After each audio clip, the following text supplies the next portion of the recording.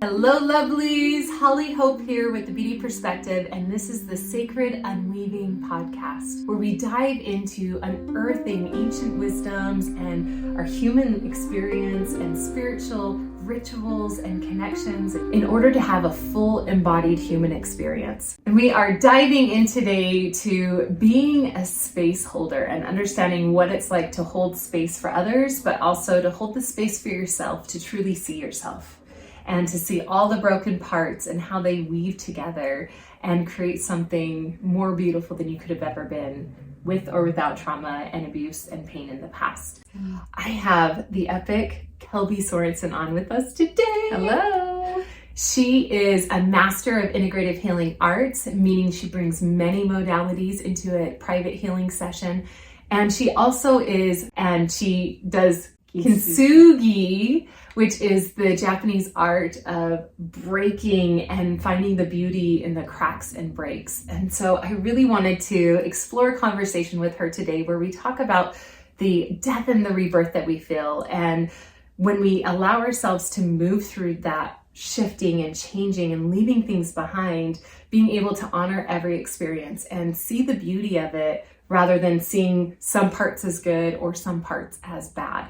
And so welcome, Kelbie. I'm so glad you're on with us. So one of the things I love the most about this beautiful soul is her ability to hold an immense amount of space for others. And we hear this term all the time, like, oh, I'll hold space for you. Holding space is allowing somebody to express themselves. And it looks different depending on the situation, for sure. But I like to hold space intuitively, where either I can be a listening ear, allow someone to express emotions that they're feeling, whether they're emotions, like there's no good or bad emotion. Emotions are just information. So being able to really, truly share your emotions. You know, when someone says, how are you? Oh, I'm fine, I'm good. No, like, how are you really? I'm raging. Yes. The whole planet's on fire and I can't take it today. Yes. Can I have a hug? Yes. Exactly. I think we've had this conversation before. Yes, and like being able to allow somebody to authentically and honestly and openly and vulnerably share their experiences and their emotions with you. In order to hold space, you have to be safe. So I feel like that's one of my biggest gifts that I have been given and that I have cultivated and been able to refine. Even like sometimes people in the grocery store just stop me and they'll tell me about how shitty their day is.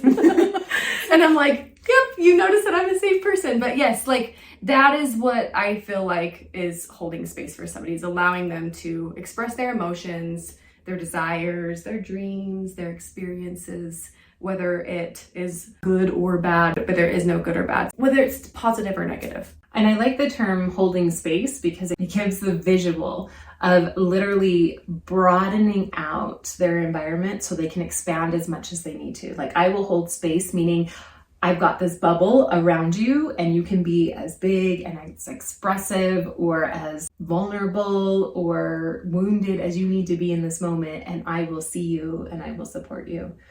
In a lot of our healing circles, there is a depth of healing that sometimes people don't realize, I think, in just having people watch you lose your shit. Yes. Or hear the hurts that, you know, maybe you expressed in a toxic relationship and they weren't received.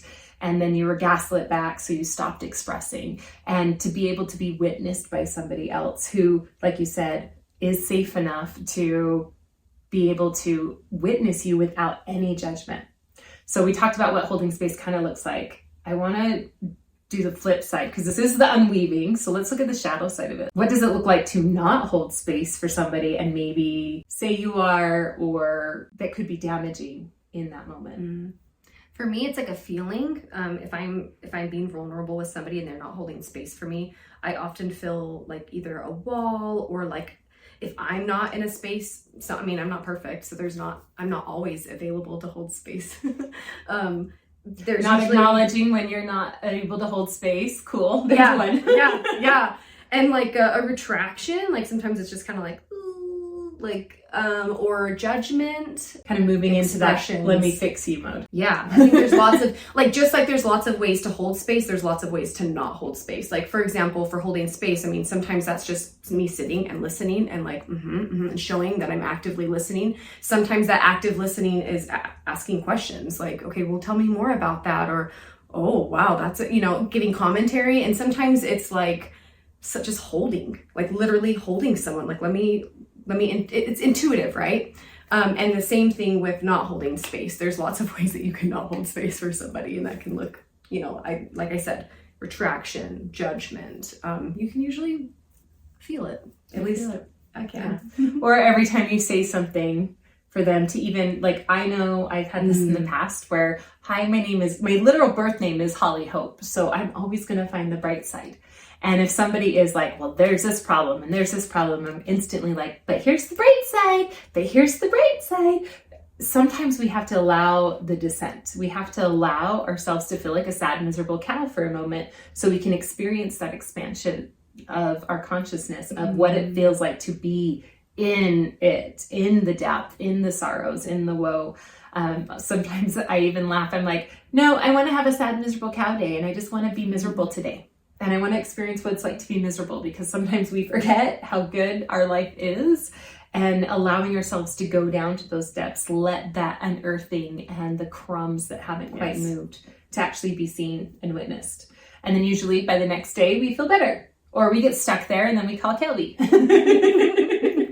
Yeah, absolutely. And I think piggybacking off of that too, sometimes if we're not holding space for others, sometimes it's because we're looking at it, like we allow it to be a reflection and we take on something that's uncomfortable. Like if someone says something that makes us feel uncomfortable, like for example, if I'm wanting to fix somebody, or I want to, like, if I'm used to giving advice and fixing them, and they're like just not looking at the bright side, when you're talking about the bright side, and I'm like sharing all of these things that are the bright side, but really they just need to sit in the shit. Like they just need to sit in the darkness and feel their dark feelings. Or negative feelings, or whatever, they're real, raw, vulnerable feelings, that I have to, you have to check yourself and notice, like, okay, wait, is this something, am I wanting to fix them because there's something that makes me, like, that's uncomfortable within me that I'm not looking at for myself? I think that goes along with holding space, is being able to, like, make sure that we're in a place that we can hold space for others. Well, and I think even another side of that I've seen, even in me, is oh, you have this pain. I know this pain too. Let me share my story of my pain. And then we, it's kind of a form of trauma bonding, but it's really to try and connect. Like, I want you to know that I understand how you're feeling, but I haven't let you finish feeling it, or dropped in the descent low enough that you can fully feel it. And if I'm already moving on to that positive train, or making it me too, me too, me too, sometimes that's great and it connects, and sometimes it disconnects. So kind of what I'm hearing is, like, always using your intuition when holding that space, because you'll know how to navigate it based on the situation. But if you're aware, like, oh, am I oversharing right now when it's your turn to share? Am I trying to fix it and resolve your challenges, or am I just listening? Is that what you need right now? And sometimes it's as simple as that, saying, hey, do you just need me to listen right now? Do you just need to vent, or do you want some advice? Oh, I'm just pissed off and I don't want any of your advice. Even if they don't speak it and you hear, like, them giving advice after advice after advice, you can say, hey, I don't need advice right now. And it's really a beautiful thing when we can find these relationships where we can be vulnerable enough in our connections with one another to let this be an organic process of, like, I'm learning how to be human and I'm learning how to engage with people. And, most of us, we have relationships and friendships that we have at one point, and then we grow and we evolve, we mature, our life changes, our lifestyle might change, and those friendships come to completion. And as they do, it's important that we allow ourselves to either evolve with those relationships or let them be complete. Yeah. Sometimes we just need somebody to sit with us in the dark. Like, I'm no stranger to the dark. And I have sat in the dark for a majority of my childhood when it comes to emotions. Emotionally, I felt like I sat in the dark and was alone. And I didn't have a lot of people in my life to hold space for me emotionally. And because I'm no stranger to the dark, I have the capacity to sit with others in the dark and not fix. I mean, I'm not perfect, but try not to fix. And really use my own intuition to figure out what it is that they need. Do they just need me to sit here? Do they need a pep talk? Do you need some drumming? Yeah. And do you need like a mirror? Are you like, can you not see yourself and you need me to show you what is happening and what could be a possibility of what's happening? Yeah, there's so many different ways to do that. And I feel like because of my life experiences, I know how to sit with someone in the dark and with their true, authentic, raw emotions, their thoughts, and their life experiences. And it's really cool because I've been given the opportunity because of that. I feel like sometimes people are drawn to me and they share with me their life experiences that they've shared with nobody else. And they're like, you're the first person I've ever told that to. And I'm like, oh my goodness. And I find that to be an honor, and I, not in like a prideful way, and just I'm so honored that I was safe enough for you to share that, not because it has anything to do with me, but that you were able to express that, because it's so important to be able to express our emotions, our thoughts, and it's our so experiences to you, probably because that was the thing that was lacking in childhood, and it was like this missing. So now I'm actually a master of it. Yes, yeah. My emotional intelligence, I think, has been bettered because of the lack of emotional space holding. And as we talk about trauma all the time in our world, and as we talk about trauma and we explore traumas, it's always interesting because it's so easy to go back and say, I wish this was different. I should have had this in my childhood and I should have had that. But we sometimes negate the fact that it gave us some form of superpower. It gave us something that we could actually utilize later in life, and the ability to turn it into something beautiful rather than just accepting that, oh, I'm broken and I'll just continue being toxic and painful and passing on the suffering, versus, oh, this isn't what I want. So what can I do with these raw pieces and weave them together? So, which is very similar to Kintsugi. Yeah. So tell us about your Kintsugi and that art. Yeah, I mean, that is really what Kintsugi is. So it's the Japanese art form of taking broken pottery and repairing it with golden glue. So the golden glue is to highlight the cracks, highlight the brokenness, highlight the flaws and the imperfections. And what's really beautiful is once the Kintsugi piece is finished, it's actually of more value after it's put back together than it was ever before. So I just think that that's really beautiful because of my own experiences. I've been very drawn to Kintsugi and I love it. And so actually, let me tell a little bit of my history. So I went to a retreat many years ago. It's a retreat for women who'd been sexually abused as children. And unfortunately, I qualified for that retreat. So I went to that retreat, and the first thing that we did was Kintsugi. So we had a bowl, and we broke that bowl, and then we put the pieces back together. And when I put the hammer to that ceramic bowl, I just wanted to keep going, and I just wanted to pound it into crumbs, because that's how I felt. I felt like I had just been like a hammer. Yeah, my whole life, just everyone's hammering me. And that's just kind of a story that I told myself. That's how I genuinely and rawly felt. Anyway, it was really beautiful putting this pottery back together, and I still have that bowl, and I love it. And from there, as I'm going through my journey of motherhood, postpartum depression, and just my really healing from this trauma that I experienced as a little girl, it was Kintsugi that helped me to stay alive, to be honest. And I got a little Kintsugi tattoo. I don't know if you can see it. It doesn't have gold glue, it's just cracked, but I know what it means. And I had it facing me, not facing out. And it was really to remind myself in anxiety attacks that, like, I'm safe, I'm okay, and broken is beautiful. So I started my Kintsugi workshops, where I have people come in and break their bowls and put their bowls back together, or mugs, or whatever else it is. You can use, I use bowls, but it can be anything. So anyway, I started that in a non-traditional way, and I'm starting now a traditional way of kintsugi. So I actually have the supplies from Japan. Before, it was like epoxy and gold dust, and it was fine. You got the point. But now I'm really trying to honor the tradition of kintsugi, the Japanese tradition.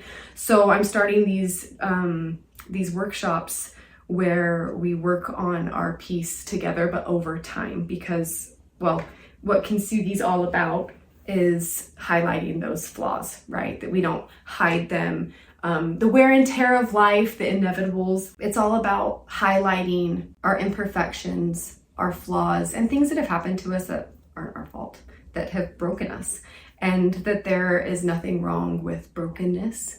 That's where the light comes, either shines through in or shines out. So, and especially with, I feel like, abuse of any form, and especially sexual abuse, I feel like that brokenness actually breaks us open and creates those superpowers, those highlighted gifts where, I know in a lot of therapy they say, oh, this is a trauma response. My ability to walk into a room and perceive everyone's emotional state in that moment is a self-preservation technique I learned in an abusive childhood. And now it's a wonderful gift because I can go through the room and be like, oh, that person needs some space held. I'm going to go hold some space. And without that gift, I wouldn't be me. And without those pains, I wouldn't be me. And so I love that you're highlighting the golden light that becomes the unique people we are. Because even without the traumas, we would have become somebody amazing, I'm sure, but we wouldn't be this version. And I've said this many times, like, yep, my life could have taken a completely different path at all these different points of pain. But this version of me, I absolutely love. Like, I couldn't imagine being any other version because this one is my favorite. And it took me decades to create this version through each of those pains and each of those golden layers through out of stubbornness to not stay in the pain. Yes. Pain is inevitable, but suffering is a choice. And I love the consciousness of going, okay, acknowledging this happened, acknowledging that there's pain, acknowledging that I'm not this perfect pottery piece and I'm not the being I was molded to be, but I'm something that only I can be, and allowing that to crush. I love that you're offering that for people. Thank you. Me too. It's something that's really helped me, and I know that they can help others because the process is like our own healing process. And we have an end result, and there's not necessarily, and I guess our versions of ourselves is our end result, and then we move to a new version of ourselves, but that it's not about the destination, it really is about the journey. I know that's so cliche and like trendy to say. There's a reason why it's trendy. yes, it really is about the being and the process and what we learn along the way, and not where we're getting to, because we don't need to worry about that. It's about being present with what is right now and what parts and emotions are present now. So we talked about like the breaking apart and the seeing ourselves in our brokenness. Do you ever find that it's hard for people to see themselves in that broken place? Yeah, 100%. And me too. I think that's something that really drew me to it, was that I was feeling like the darkness of the brokenness, or there was something bad or something that I needed to hide, right? Like, instead of illuminating those pieces of me or those cracks and those flaws. What was it that finally made you brave enough to look at that brokenness, to actually acknowledge it? I think life did force me to, but I got to a point where I got to a point of hopelessness, that the only place to go was up and to create. So it was really yoga for me. I moved to Southern Utah, and one of my biggest goals was like to find yoga. And so I found a studio, and I remember having this experience where I was seated and there was a mirror in front of me, and I looked at myself in the mirror. I made eye contact with myself, and I like had this experience of seeing myself as I really was. And it was really powerful that I was good. I guess I kind of grew up with programming, religious programming, that I was bad, and I was like always trying to prove myself and prove that I was good enough, or prove that I was bright enough, or that like I had light, I promise I have light. Constantly proving that I was good enough. And when I looked at myself, I recognized I am good enough, and I've always been good enough, regardless of the mistakes that I've made and my imperfections, that I recognize, like, I don't have to prove anything anymore. I am inherently good, and I am light, and I am love. And when I had that experience with yoga, that's really where I was like, whoa, like, everyone needs to feel this. Everyone needs to experience this. So that's why I ultimately became an instructor and learned how to lead yoga. Okay, what yoga pose was it?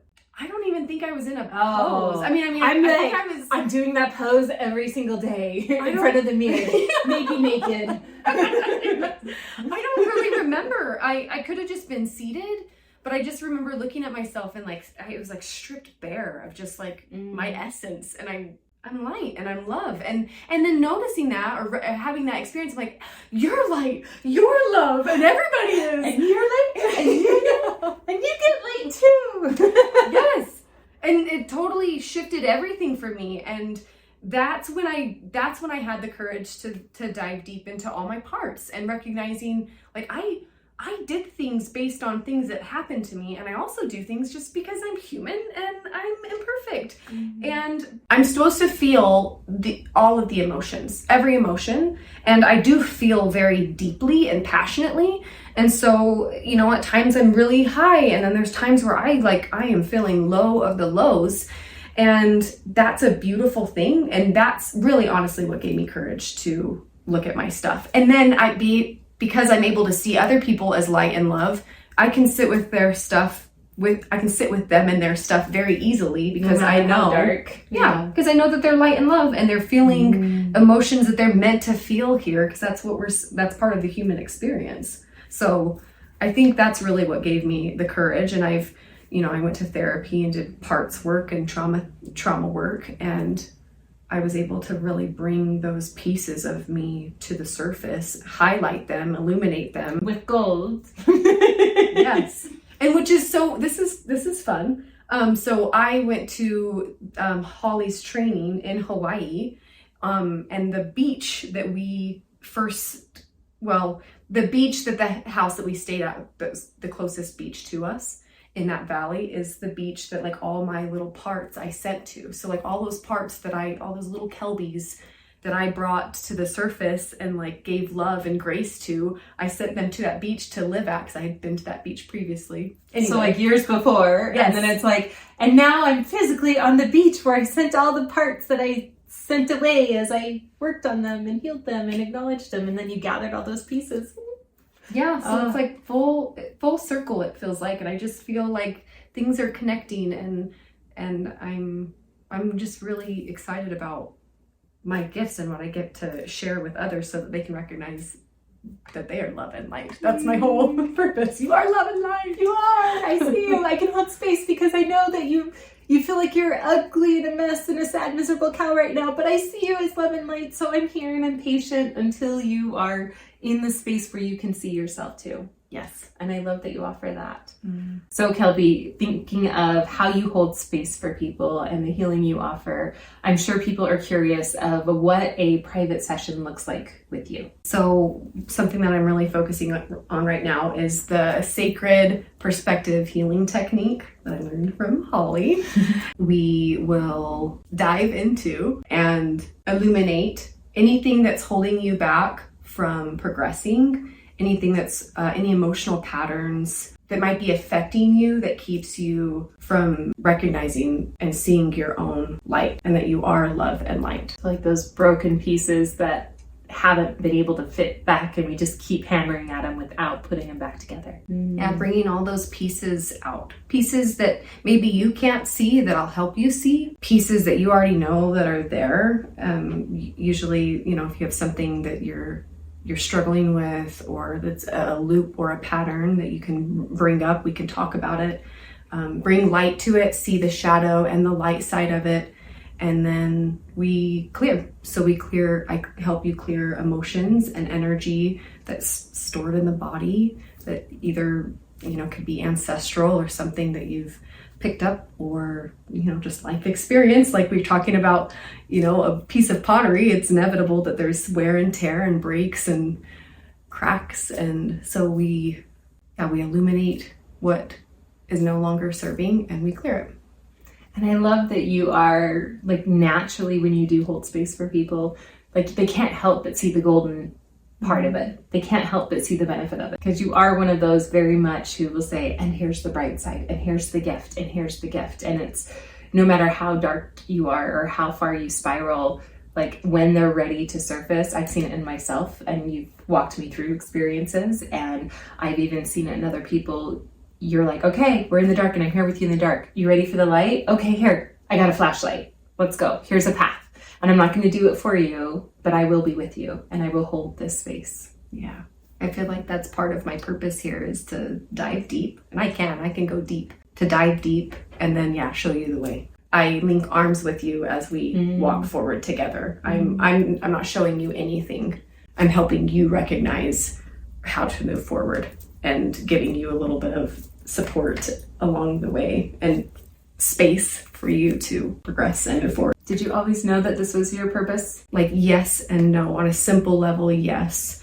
But as I've gotten to know myself better and really brought to light my dark pieces, that's when I recognized, oh, this is what I'm meant to do. This is my purpose. And I have the capacity and the ability to help others because I've had that mirrored to me through people in my life, and I've been able to do that for myself.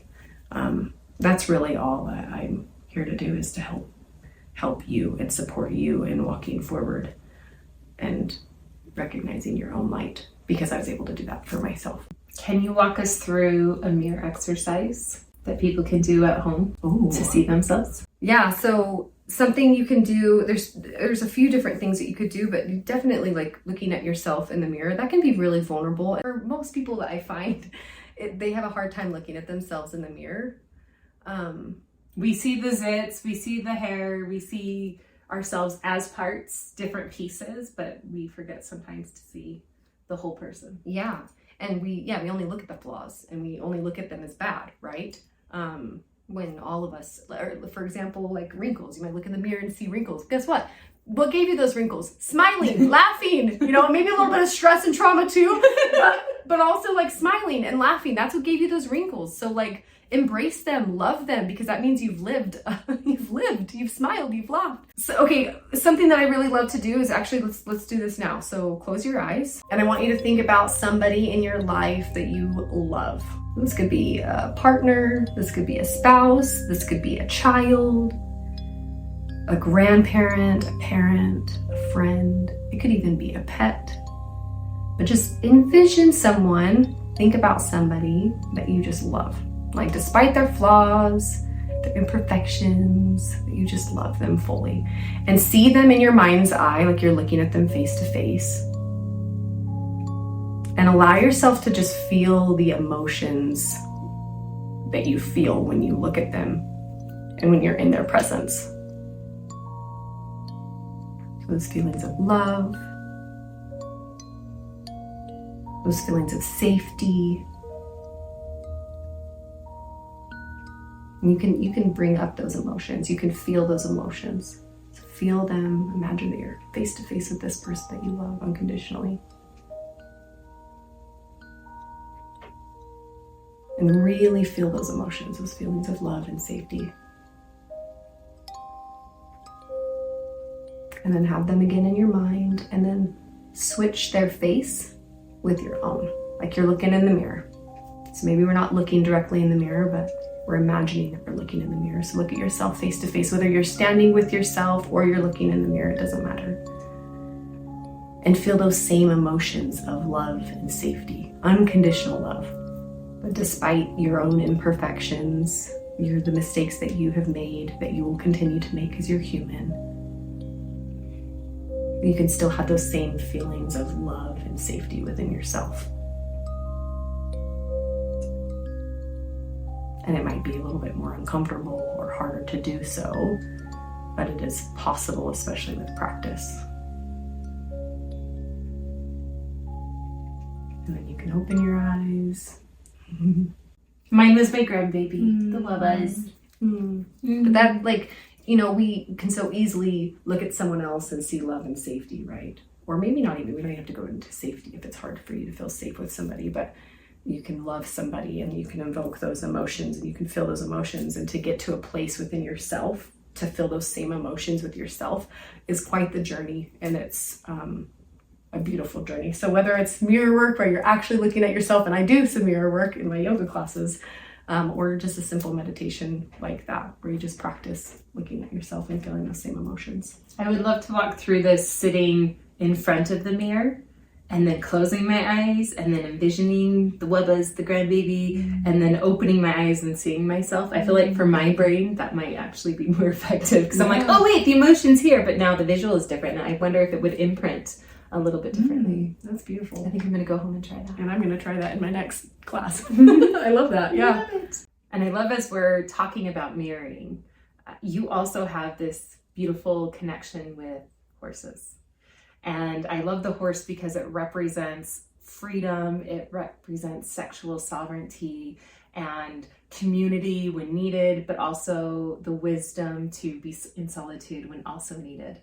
And I would love for you to share just a little bit about that, because horses are known as mirrors, right? Yes.